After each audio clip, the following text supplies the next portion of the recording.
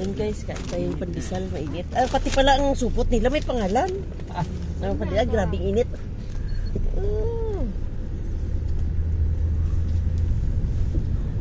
Pandesal.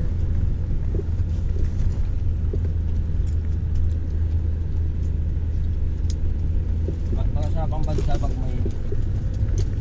Naluto na siguro to, init lang. Hindi talaga, ginawa talaga. Ang galing ano? Ang galing daw lang maluto. Ano yung bahay na yung Pilina dati? Nakalimutan ko. Ayan yung sa unahan na kutsi. Ito?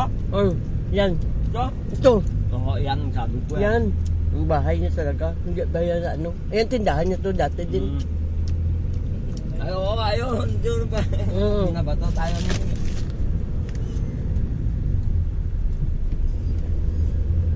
Nagkikwinta naman dito. Pero upay. Sarap pandesal. Ilang taon ako hindi nakakain.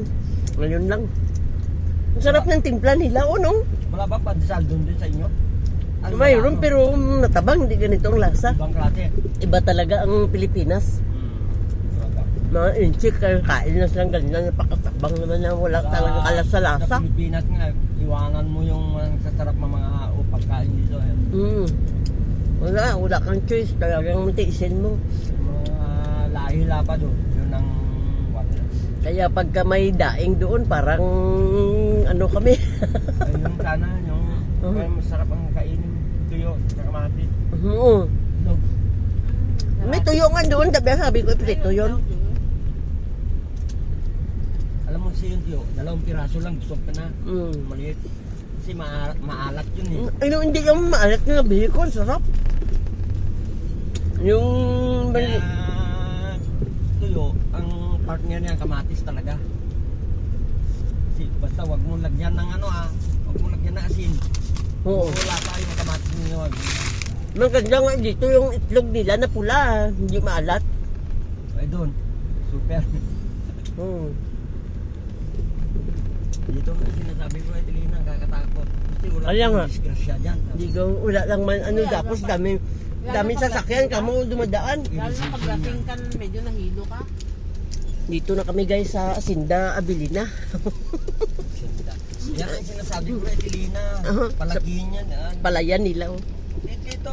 Yung, Yan. Dito sana tayo na pumasok po.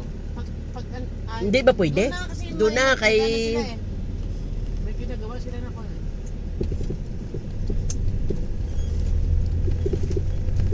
Ito bakante to, dapat yan parang gulay ito.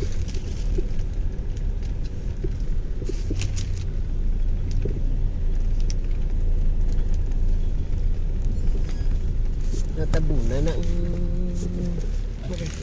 Diretso kasi, baka dito. Tindahan pala yan sa kanila, ang lapit lang naman. Tindahan ba yan? Yan. Simbahan pala. Yan guys, dito na kami guys. Nag-vlog ka pang gano'n. Hindi, pangalawa na to. Maganda yan.